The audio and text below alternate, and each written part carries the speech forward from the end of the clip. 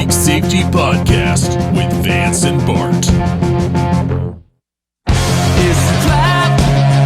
There's no comfort fitting in a fake safety that no one believes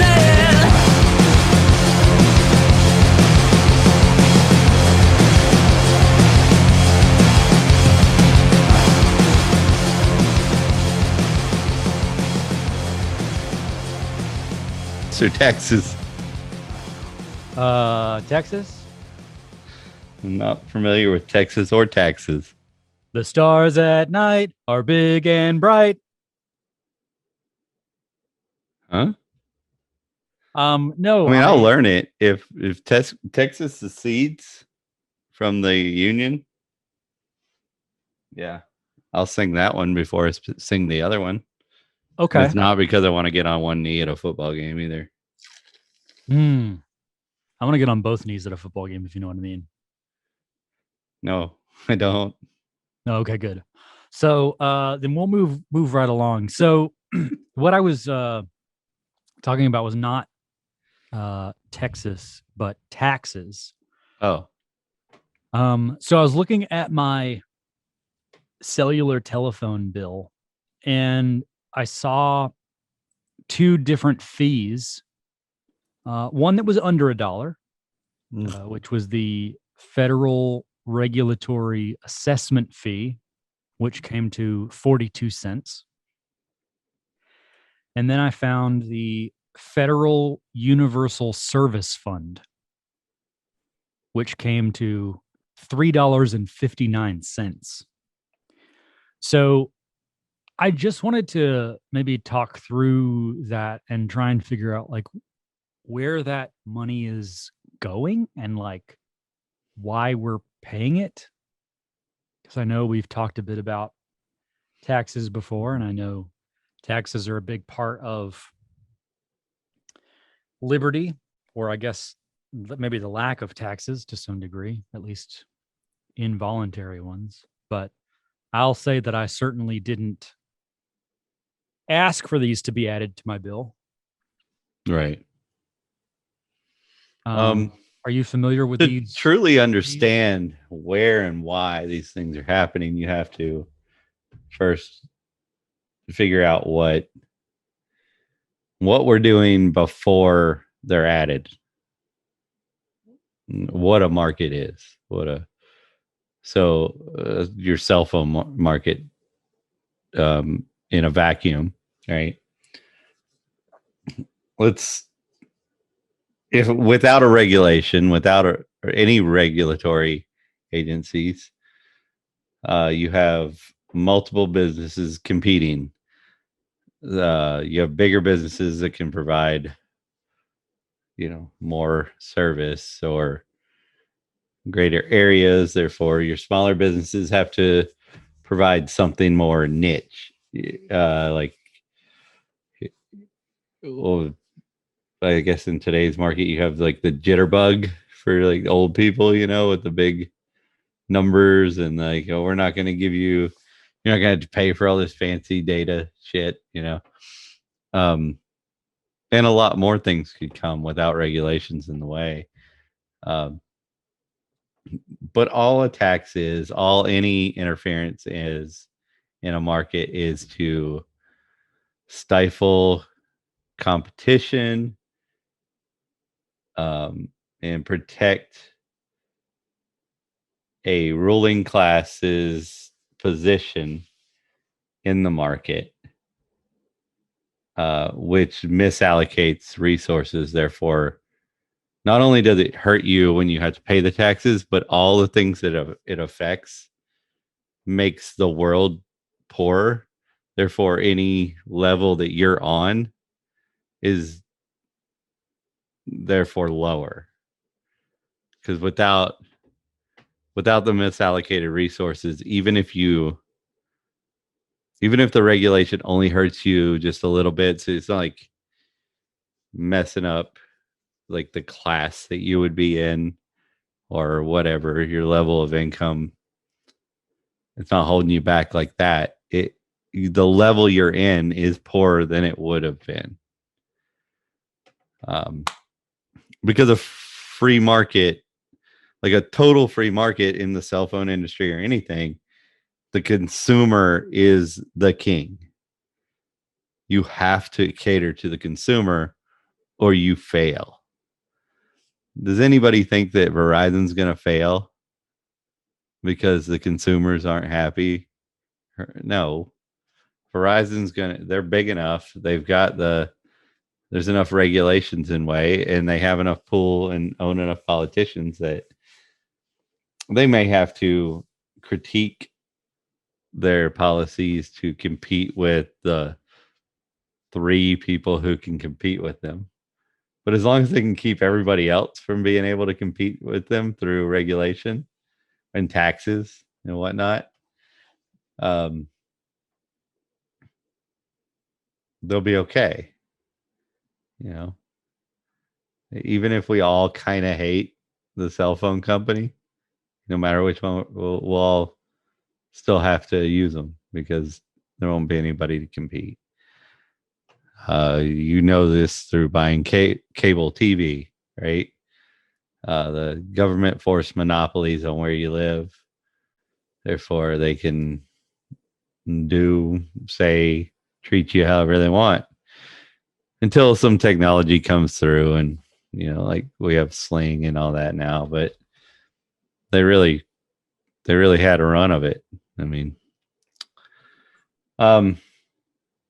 so that being said, you have your federal tax. One was a processing fee, right? An assessment processing fee. Yeah, one is the federal regulatory assessment fee. That's the lower of the two. It's All right. the other is the federal universal service fund.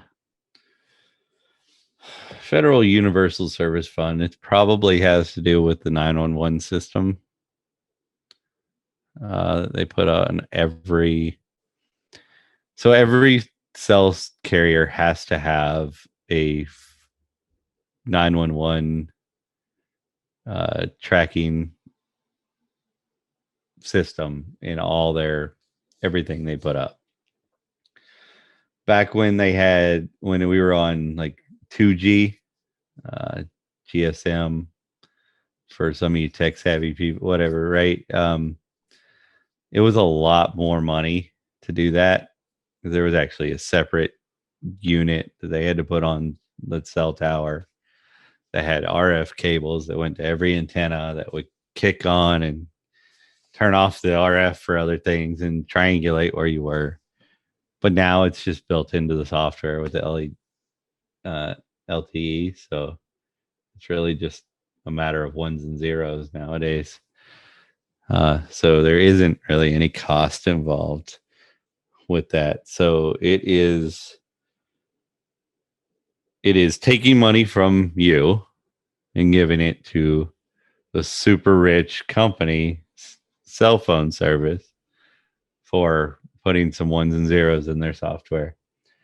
So it is redistribution of wealth in its own way. So how do we fight these sorts of things when there are so many of these? Because I feel like we have these conversations around tax and not even just people in like liberty leaning communities. Like even the mainstream has conversations around tax, but it's always kind of one thing at a time or one of Right. You have your federal income tax. Should it be 0.3% less or should it be a little higher? During the last presidency, right? Like the income tax was a big part of that discussion. And he, lowered the taxes. Yeah. An insignificant amount. And it was the end of the world. So I think they do that. It's a theater. I think it's so you don't go, why are we debating on whether it should be 3% less? Why aren't we having the real discussion of why does it exist? Why are we paying this? And everybody's going to be like, oh, it's for the protection. Like, well, protection from who? because everybody's worried about something right now. But everybody I talk to is worried about something. It has to do with government reaching into their homes or something, right? It's always a government problem, right? So why are we paying them for protection if they're the problem? Well, it's Because like the Republicans are worried about them coming into their homes and taking their guns. And the Democrats, or at least the ones I talk to, I'm not talking about the uppity ones who just want to pander to the lessers so they feel better. You know, the purple haired chick. I don't talk to her. But like they're worried about them kicking in their doors and coming in. Like, yeah. and it's funny, it's because the Republican guys that I talk to, they're worried about it too. They're worried about them kicking in the doors and taking their guns and maybe killing them in the process. And then the Democrat guy is like, they think I sell weed, and half of them think it's because of the color of their skin. But like, it's the same thing. It's a power trip, right? It's not about. It's about subservience. But anyway, it's like they're worried about them kicking in and killing them too. They're both worried about the same people kicking in their door. Yeah, they don't agree on this. They don't agree on that. Like, so what? You don't. You're both worried about the state kicking in your door and killing you and taking your stuff.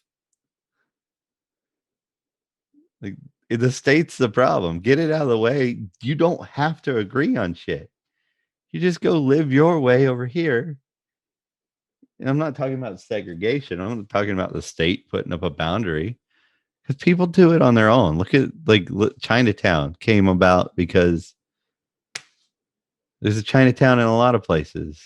I mean, even here in Georgia where I live, we don't call it Chinatown, but like there's a whole city where almost all the businesses, the initial sign is in Vietnamese or whatever, right?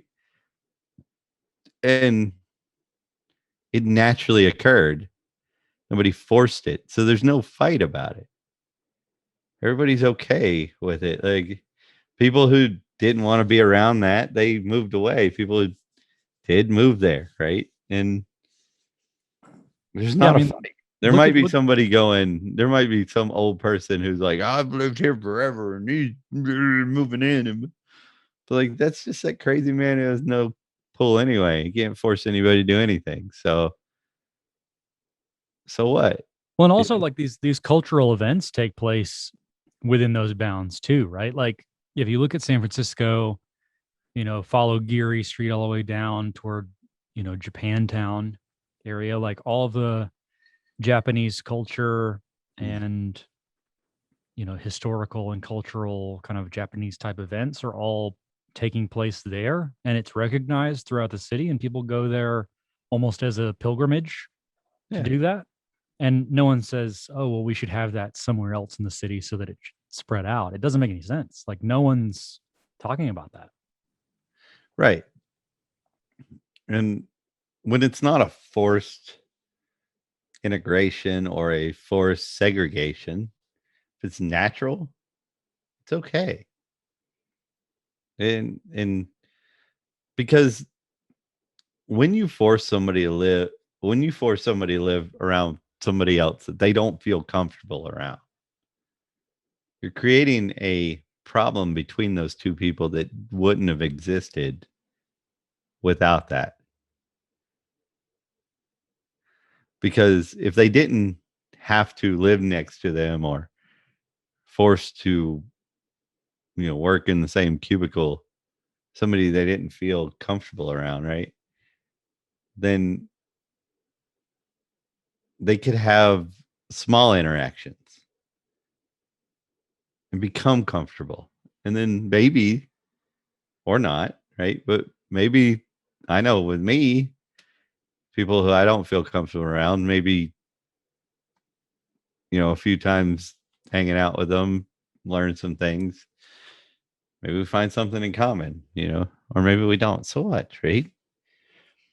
But here we are paying taxes, um, like the beer guy, right? You buy beer, you pay a sin tax for your state, you pay a federal sin tax, you pay the sales tax, the regular sales tax, you pay taxes on the money, the income tax that you on the money that you made to pay the taxes for the beer.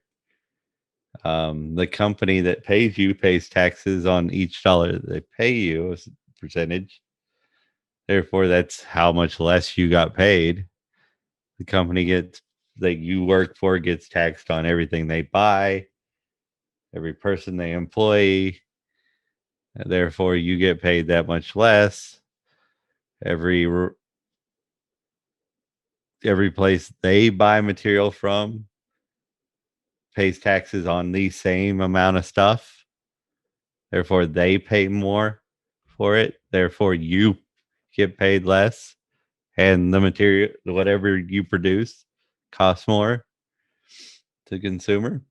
So, and this goes on down the line. I mean, so all the way to things like when we're talking about foreign things, when we put tariffs on foreign goods, um, when we don't do free trade, that's what it does. It hurts everybody but the people on top.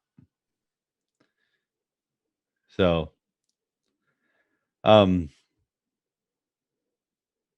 It then seems you, like, well, it just seems like every layer of abstraction adds a new layer of tax on.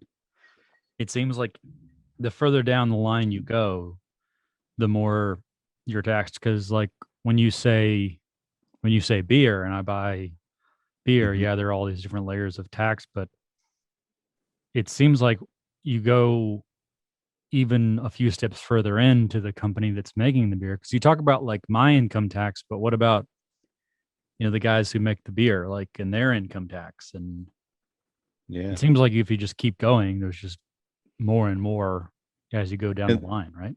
And that all bottles to the consumer because the consumer ends up paying more and the employees get paid less. So who are the consumers? More consumers are employees than employers. And I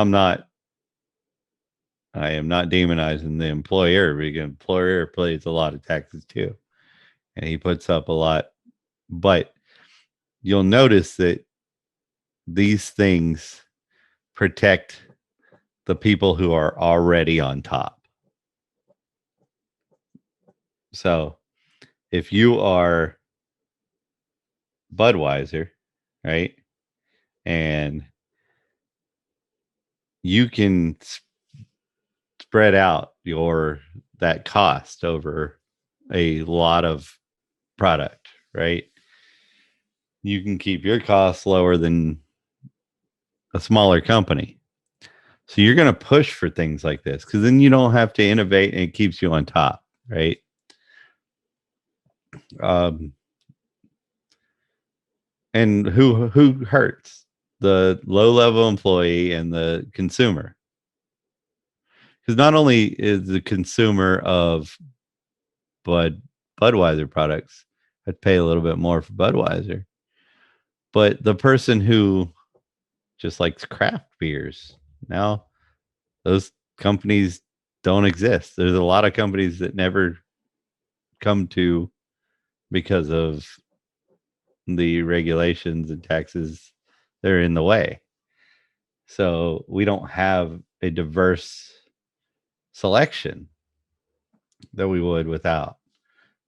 There's a lot of things like that. And I think we're going to see it a lot more with inflation and the shortage of products that we're easing ourselves into right now through the forced lockdowns, not just this country but others, because it's a world economy. Um, that's why capitalism can't die no matter what, because even the Soviet Union had to trade goods, right? Which is capitalism. So, um, But what if the Soviet Union were global? It wouldn't matter. I don't think that socialism can exist, really. I think that like you can have a regulated economy. That's why, as an anarchist, that I'm an anarcho-capitalist, because I don't think that humanity will operate in a way that, um, when you're perfectly free, I don't think that you would ever be a communist. There are anarcho-communists out there, of course. I mean, there's a lot of literature out there that great literature by them, but their thought is that, with freedom, we wouldn't organize ourselves in a capitalist manner. They don't believe that I would say, you want a pig? I'm going to need something for the pig. They think that we would all just be like, I'm a pig guy, but if you need a pig, you just come over and get it. So I think that's actually an interesting point. You bring up the idea of anarcho-capitalism, anarcho-communism, and we've dropped those terms a few times, and we talk about the definition of capitalism versus free market, this or that. But do you see, not like what the textbook definition is, but do you see yourself as someone who defines anarcho-capitalism in the sense that you believe humans are capitalists without government, or you sort of self-identify as anarcho-capitalist in No, that? I think humans are naturally capitalists. I think we are capitalists in the natural sense. So you think everyone is an anarcho-capitalist and they just don't know it yet? I do. Okay. I think that people will always look for protections for themselves. We are naturally selfish, which is why we are capitalists. But selfishness without the monopoly on violence, forced coercion on another, only creates an incentive to produce things that make your fellow man better. Because that's how you get ahead, by producing something that more people want than everybody else. Therefore you get ahead in life. But down to the simplest things, I think just with babies in general, it's every self-identified democratic socialist that I know has got kids that I love, are like, it's not yours. Don't take that toy from her or him. Try to teach their kids manners, right? Well, that's capitalism. That's showing ownership of a particular thing. Whereas, we're going to share it. It's going to be the person who's got it. It's got to be like, hey, would you like to play with this? Now, as a thought experiment, is it fair to say that we do that to kids because we're preparing them for the society that they live in, though, as opposed to it being sort of a natural response, right? Like if we say, if I we think say we would, like we live in a capitalist society, right? So, and we want our kids to be prepared for that. I'm sorry, but like if I was preparing my kid for the society we live in, I would be like just taking all his shit all the time. Go back in. Yeah. I'd be like, do something about it, and smacking him, because that's the life we live in. It's what I go to work and have happen, you know.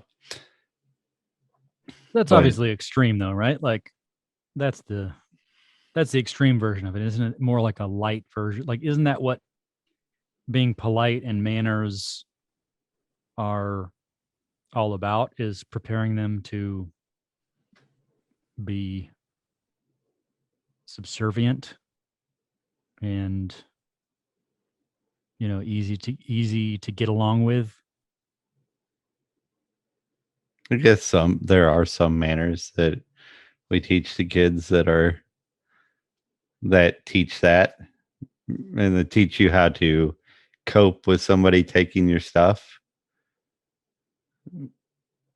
because as much as it hurts, you have to, if you were to fight it, they'll kill you. Hmm. It's the monopoly on violence. They don't want the state to kill my son.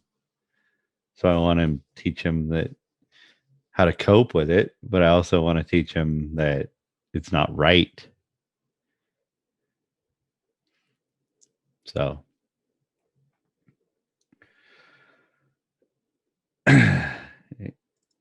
we teach our kids not to bite their friends, right? Or not to, when they're little. Sure. Uh, that's because we don't think that violence should be perpetrated on a another peaceful person, and we don't want our kids doing that. But your typical status will completely uh you know disregard all of that for the state, that it's perfectly fine if they bite your kid, you know. I mean, all the way down to, we have defects that comes and takes kids from people because some person came to a house and deemed it that it should be done, you know.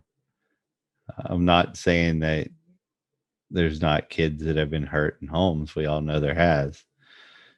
But we also know that pretty much almost any kid who's ever been in the foster system has been hurt by it. So it's not that they're putting them in a better place. That's for sure. There's a lot of sexual pain that comes from the foster system today. There's a lot of predators out there in that. The statistics on being molested in the foster system are pretty outrageous. But it is funny thinking about that, though, because in my mind, if I think about a kid who's in foster care, I just sort of default to the idea that they had either parents that can't support them or parents who won't, or something like that. We always sort of assume the worst. This is the same thing for anyone who's ever thought about like the legal system, right? mm-hmm. Like unless you've been through it and seen how it works, if someone says, "Oh, I've been to jail," you just assume that they are a criminal. Yeah, that's true.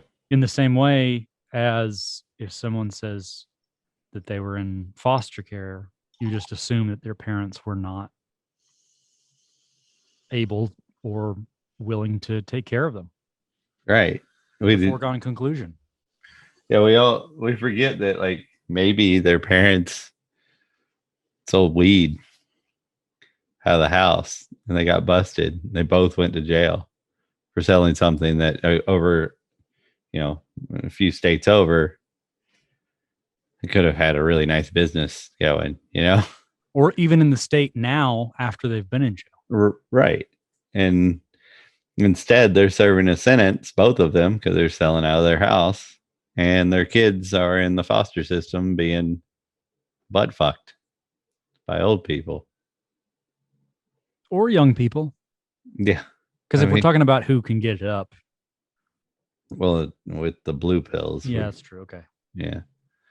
And we don't need to be all about the penis either. I mean, there's ladies can scissor and all that stuff.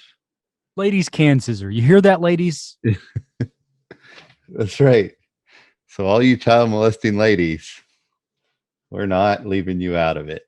I just mean generally. Like if ladies want to scissor, if men want to scissor, I don't care. If you want to scissor, have at it. That's my message for all of you to take home today. Bring back the scissor. Yeah, I mean scissors.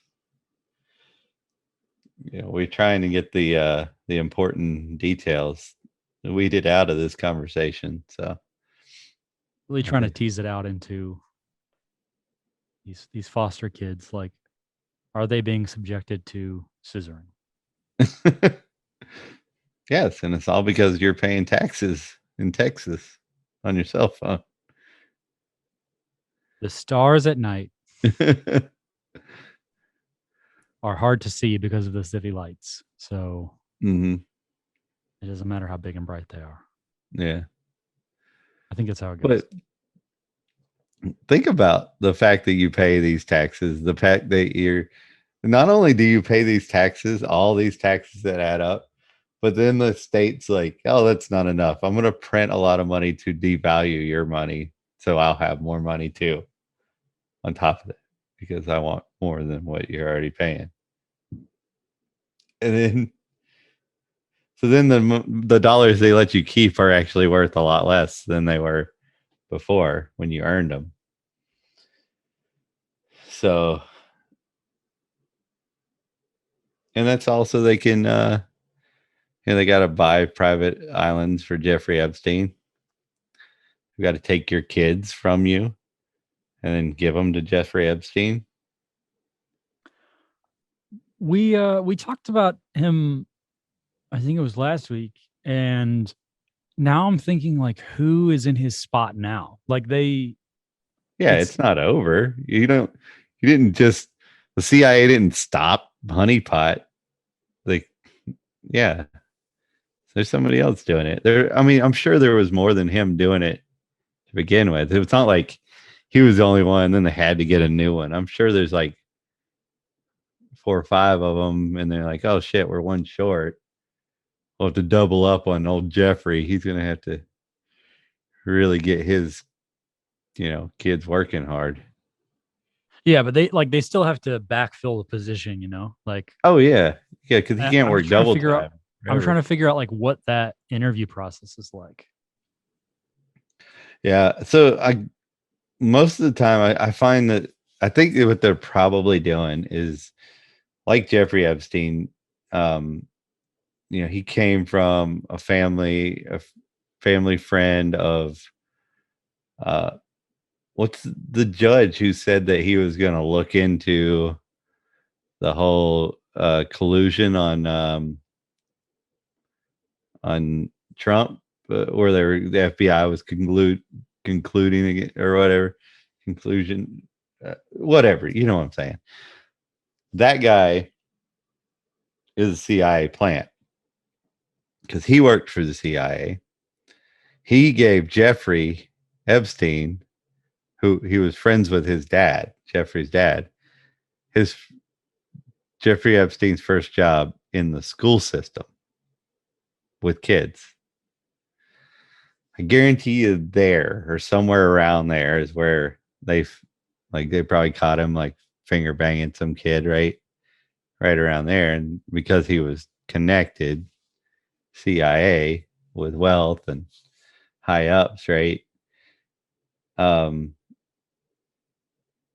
That's probably, I would say that's because it was shortly after that they were like, he started to do like so-called investments, the shit that he supposedly got rich for, and then they've never found any evidence of him actually doing it. Yeah.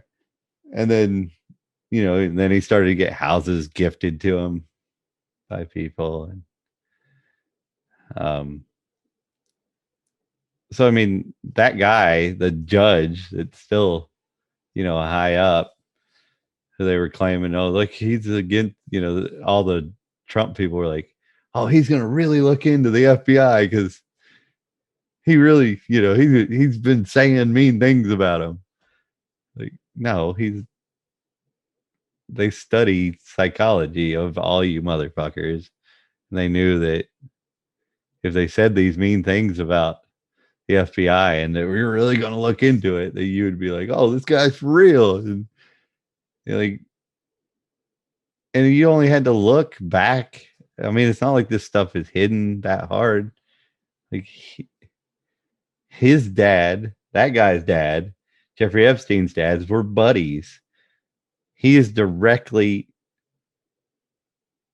linked to Jeffrey Epstein and getting jobs with children and then all of a sudden becoming rich, right? So And where does that money come from? our taxes and then the printed money. So we're paying for all of it. So that is the hold on. That is the Federal Universal Service Fund. I mean, it sounds like that would go to that. Yeah. Yeah. Because if we're not paying for 911 anymore, I'm like, what are we paying for?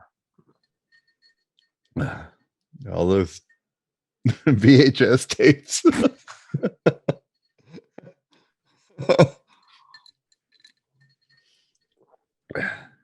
You can't watch kiddie porn on anything but a VHS tape. At least in my head, you can't. Yeah, how do you access the dark web on a VHS tape?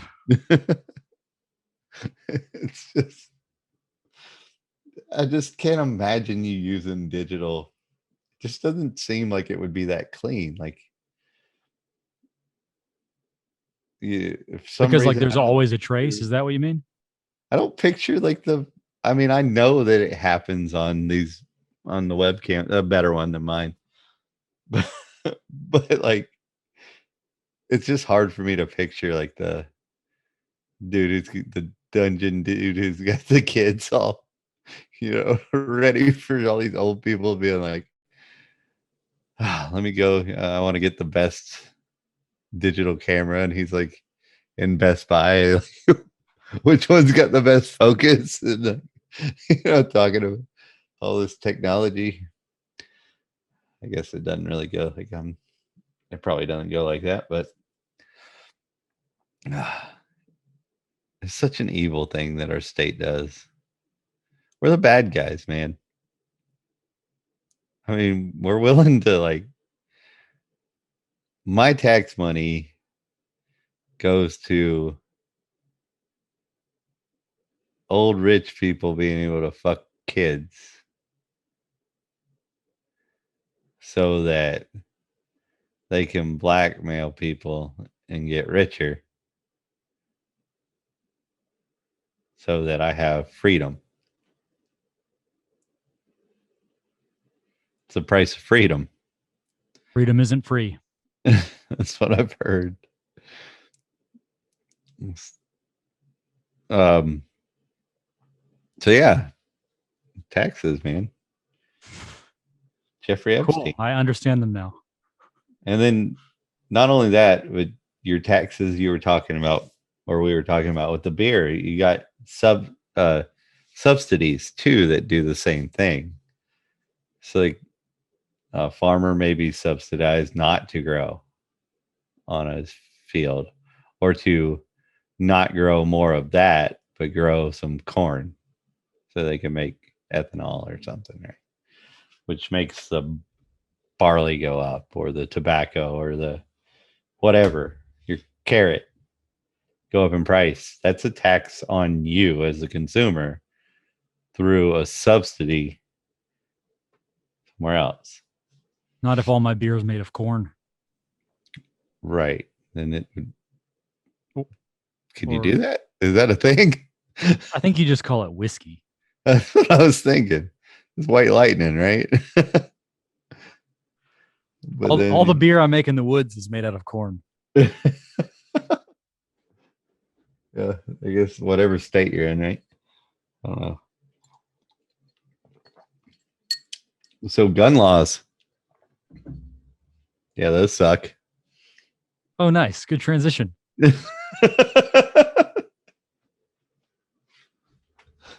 I think there's some of those coming down the pike soon. So you think they'll ever go at guns through taxes more than what, like, you know how certain things they just try to tax so much that nobody in their right mind would buy it? Because I don't think that people are going to be like, no, you can't have my guns. Even if they outlawed them, I think that people just hide them. I just don't think people here are ready to give up their guns. People aren't ready to give up weed. Like, of course, they're not going to give up their guns. Right. So I kind of think that that might be the way they go. Maybe not even the gun itself, like the ammo for it, you know? I don't think that would work too well. I think we would find a way to produce our own ammo. But Well, it's kind of like how I've figured out a way to buy barley direct because beer was getting too expensive. what are you doing and sucking on barley? You know, just barley sucking. If I don't swallow my spit for a long time, it ferments. Drooling out. I can't swallow. I gotta wait for like a while. I mean, the government understands that taxes are a negative. Like they incentivize you not to do something that's taxed. Democrats who are voting base only understand that when it's things that, like, when they don't want you to smoke or something like that. They would claim the opposite with other things, but the state, they know what they're doing.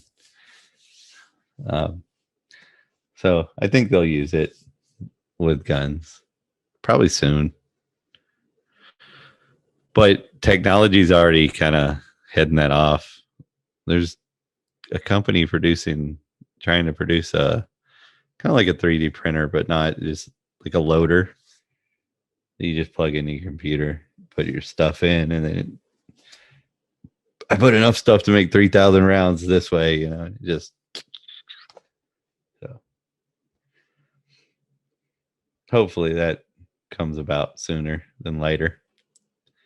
I gotta say that stuff takes me down a very weird rabbit hole. Yeah. Just thinking about the idea of how we define anything, right? Because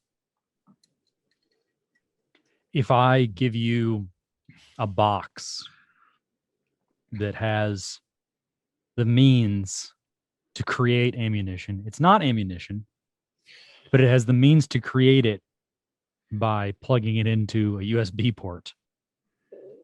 Is that the same as me supplying you with ammunition?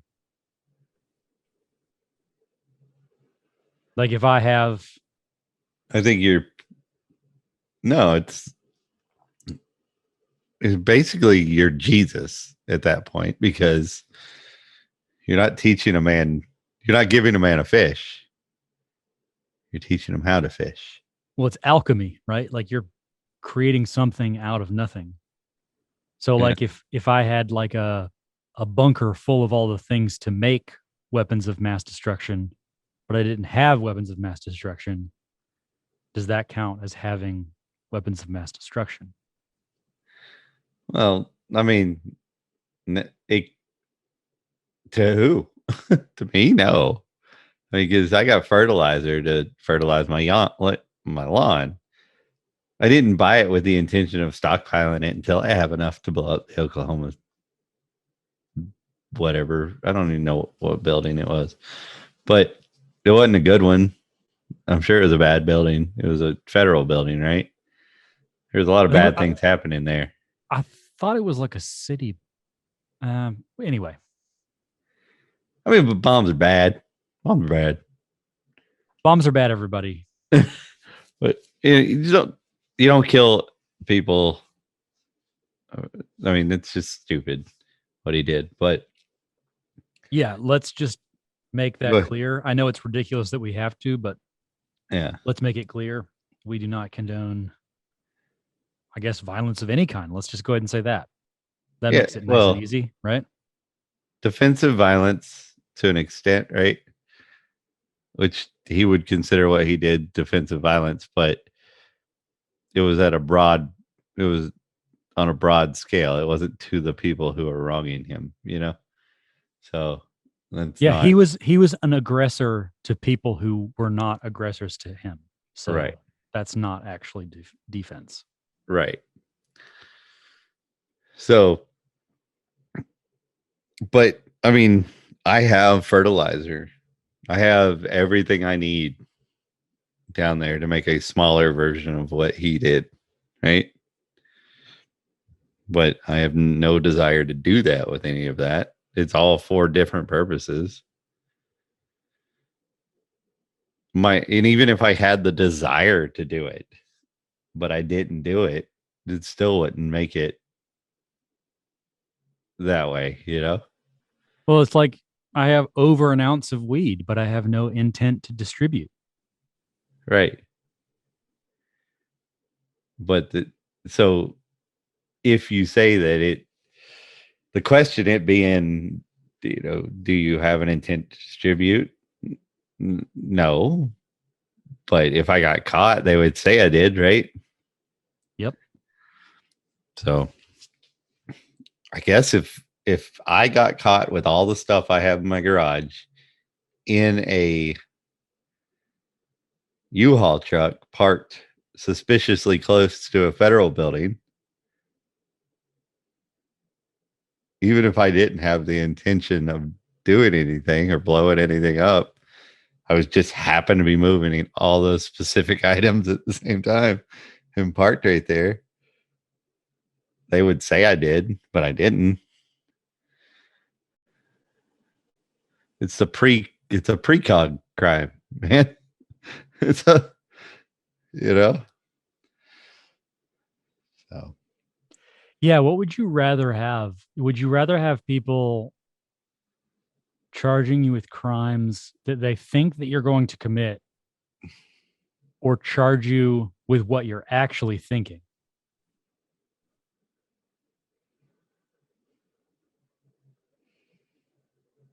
mm, thought some pretty bad things upon the people who would be charging me.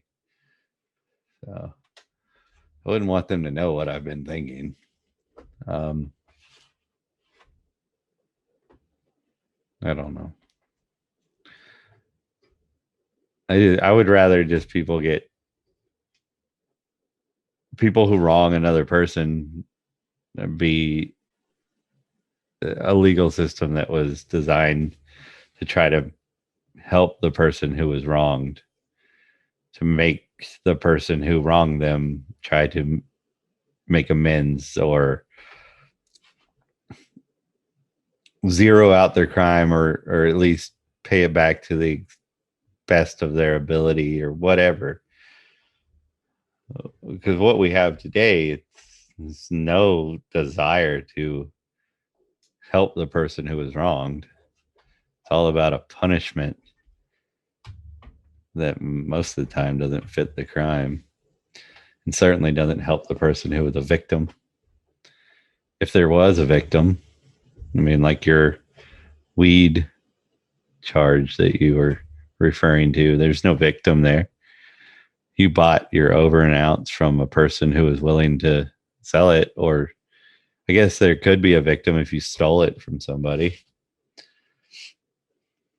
But the person who you stole it from can't be like, call the cops and be like, oh, somebody stole my weed. Just like the prostitute can't be like, call the cops and be like, hey, my John, held me down, screwed me, and then didn't pay me and beat me up too. She's got to eat that, she just lost the money, got beat up. She can't use Backpage to warn other prostitutes about him anymore. So he's going to get to do it again. Our state taxes do not go to help people. These are all points that I'm making here. They don't keep you safer. They don't keep her safer. They don't keep anybody safer. Nothing about this system makes you safer than if it wasn't there. So would you say the idea of that safety is fake? It's a trap. There's no comfort